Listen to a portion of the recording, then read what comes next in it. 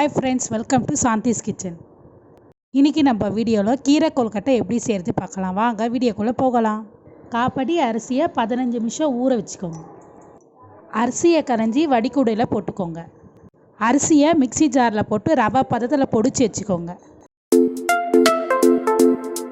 தேவையான பொருட்கள்: பொடிச்சு வச்சிருக்க அரிசி. இந்த கொழுக்கட்டைக்கு எந்த கீரை வேணாலும் சேர்த்துக்கலாம். நாங்கள் தண்டங்கீரை எடுத்துருக்கோம். எடுத்து வச்சுருக்க கீரையை பொடிசாக கட் பண்ணி வச்சுக்கோங்க. 4 பச்சை மிளகாவை பொடிசாக கட் பண்ணி வச்சுக்கோங்க. தேவையான அளவு பெருங்காயம் எடுத்துக்கோங்க. தேவைக்கேற்ப உப்பு எடுத்துக்கோங்க. 1 கப் தேங்காவை துருவி வச்சுக்கோங்க. பொடிச்சு வச்ச அரிசியில் துருவின தேங்காவை சேர்த்துக்கோங்க. அடுத்து பச்சை மிளகாவையும் எடுத்து வச்சுருக்க உப்பை சேர்த்துக்கோங்க. கட் பண்ணி எடுத்து வச்சுருக்க கீரையை சேர்த்துக்கோங்க. கொஞ்சம் தண்ணி விட்டு நான் பிசைஞ்சிருக்க பதத்துக்கு மாவை நீங்கள் பிசைஞ்சு வச்சுக்கோங்க.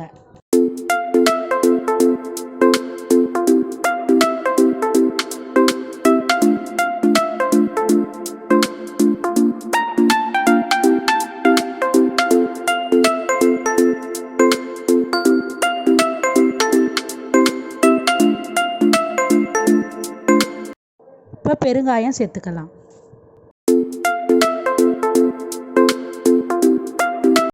இடியப்பம் தட்டில் எண்ணெயை தடவிக்கலாம். நாங்கள் இடியப்பம் தட்டில் செய்கிறோம். நீங்கள் இட்லி தட்டிலையும் செஞ்சுக்கலாம். ரெண்டுமே இதே மெத்தடு தான். பிசைஞ்சிருக்க மாவை கொழுக்கட்டை பதத்துக்கு பிடிச்சி வச்சுக்கலாம்.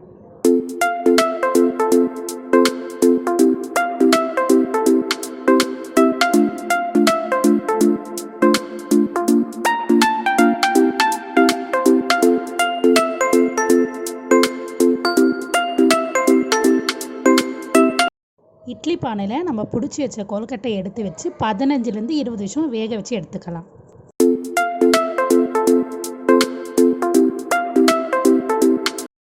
இதோட நம்ம கீரை கொழுக்கட்டை ரெடி ஆயிடுச்சு. Bye friends.